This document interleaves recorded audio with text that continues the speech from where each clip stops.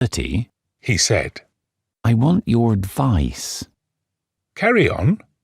At least not your advice, because that wouldn't be much good to anybody. I mean, you're a pretty consummate old ass, aren't you? Not that I want to hurt your feelings, of course.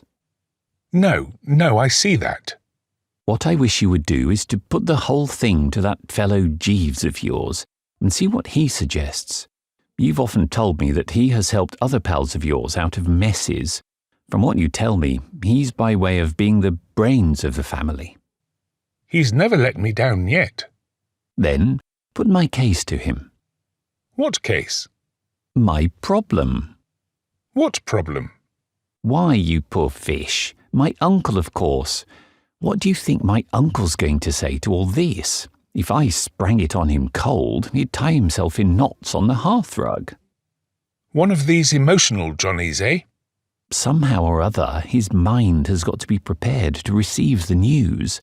But how? That's a lot of help, that You see, I'm pretty well dependent on the old boy.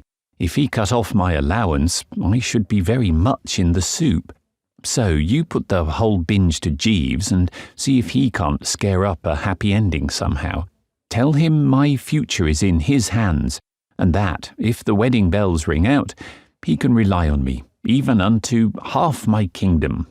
Well, call it 10 quid. Jeeves would exert himself with 10 quid on the horizon, what? Undoubtedly, I said. I wasn't in the least surprised at Bingo wanting to lug Jeeves into his private affairs like this. It was the first thing I would have thought of doing myself if I had been in any hole of any description. As I have frequently had occasion to observe, he is a bird of the ripest intellect, full of bright ideas. If anybody could fix things for poor old Bingo, he could. I stated the case to him that night after dinner. Jeeves. Sir? Are you busy just now? No, sir. I mean, not doing anything in particular? No, sir. It is my practice at this hour to read some improving book, but if you desire my services, this can easily be postponed, or indeed abandoned altogether.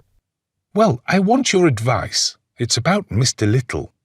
Young Mr. Little, sir, or the elder Mr. Little, his uncle, who lives in Pounceby Gardens? Jeeves seemed to know everything. Most amazing thing. I'd been pally with Bingo practically all my life, and yet I didn't remember ever having heard that his uncle lived anywhere in particular. How did you know he lived in Pounceby Gardens? I said. I am on terms of some intimacy with the elder Mr. Little's cook, sir. In fact, there is an understanding. I'm bound to say that this gave me a bit of a start. Somehow I'd never thought of Jeeves going in for that sort of thing. Do you mean you're engaged? It may be said to amount to that, sir. Well, well. She is a remarkably excellent cook, sir, said Jeeves, as though he felt called on to give some explanation. What was it you wished to ask me about Mr. Little? I sprang the details on him. And that's how the matter stands, Jeeves, I said. I think we ought to rally round a trifle and help poor old Bingo put the thing through. Tell me about old Mr. Little. What sort of a chap is he? A somewhat curious character, sir. Since retiring from business, he has become a great recluse, and now devotes himself almost entirely to the pleasures of the table. Greedy hog, you mean? I would not, perhaps, take the liberty of describing him in precisely those terms, sir. He is what is usually called a gourmet, very particular about what he eats, and for that reason sets a high value on Miss Watson's services. The cook? Yes, sir. Well, it looks to me as though our best plan would be to shoot young Bingo in on him after dinner one night. Melting mood, I mean to say, and all that.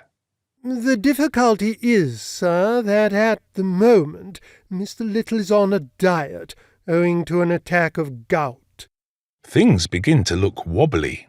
No, sir.